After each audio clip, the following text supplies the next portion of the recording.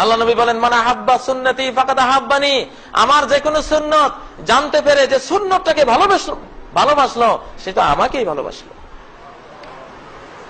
Oman আহাব্বানি কানা মাই feel জান্নাহ, আর যে আমাকে ভালোবাসবে সে জান্নাতে থাকবে আমার সাথে।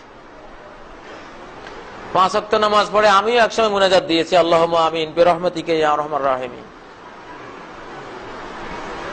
আমিও করেছি, কারণ আমার ওস্তাদরা পড়িয়েছেন। পরে দেখি যে এটার কোনো সিএস রেকর্ড নাই, আরএস রেকর্ড নাই, ডাড্ডা নাই, 62 রেকর্ড নাই, 40 রেকর্ড নাই, হাল আমলের জরিপ নাই, কিছুই নেই।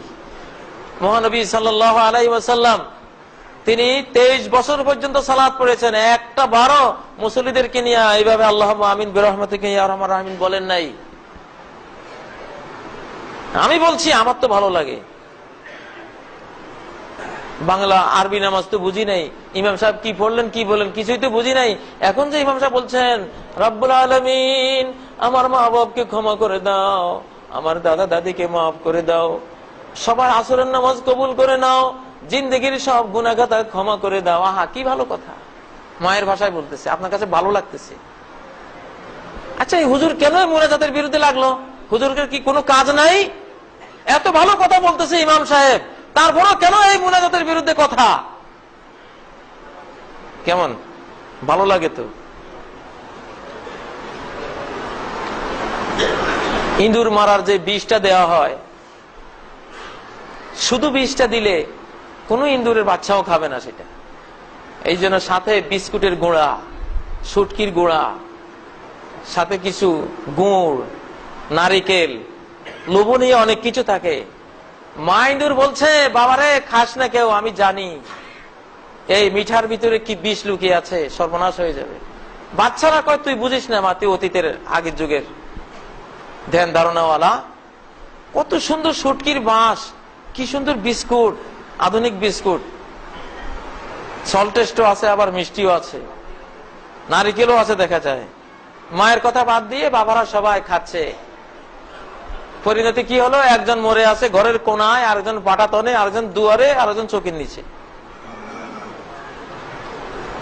বিজ্ঞানীদের মহলে একটা বিষ আছে, এই বিষের স্বাদটা কেমন বিজ্ঞানীরা কেউ এটা জিহ্বায় দিয়ে বলে যাওয়ার সুযোগটা পায় নাই, এত মারাত্মক বিষ। স্বাদ টেস্ট করার জন্য জিহ্বায় দিয়া এটা বলতে পারে নাই যে এটা এই স্বাদ, বলার আগেই মরে গেছে। একজন বিজ্ঞানী খুব চালাক ছিল, উনি বললেন যে আমি তোরা আমার পাশে থাক, আমি জিহ্বায় দেওয়ার সাথে সাথে চিৎকার করে বলবো এটা কেমন, তোরা কান দিয়ে শুনিস। উনি বিষটা মুখে দিয়ে চিৎকার দিলেন সুইট, মানে স্বাদটা হলো মিঠা। সুইট পর্যন্তই উনি ওনার মৌত হয়ে গেছে, আর বলতে পারে না কিছু। মিঠা লাগলে যে ভালো হবে এমনটা না। মনে রাখবেন, সুন্নত তরিকা মতো টয়লেটে গেলেও আপনি সওয়াব পাবেন। নবীর তরিকা অনুসারে বাথরুমে ঢুকেছেন বাম পা দিয়ে, তার আগে নবীর তরিকায় দোয়াটা পড়ে নিয়েছেন আল্লাহুম্মা ইন্নী আউযু বিকা মিনাল খুবুসি ওয়াল খাবাইস। আবার ভিতরে ঢুকে কিবলামুখী হন নাই, কিবলাকে পিছু দেন নাই। হ্যাঁ, সেখানে সুন্নত তরিকায় সবকিছু করে পবিত্র হয়ে বেরিয়ে আসছেন, বিরাট একটা সওয়াবের কাজ করেছেন। সুন্নত মতো বাথরুম সারলেও বিরাট সওয়াব আছে। সুন্নতের খেলাফ কাবা শরীফের হজ যদি করেন, কাবার এক রাকাতে 1 লক্ষ রাকাতের সওয়াব।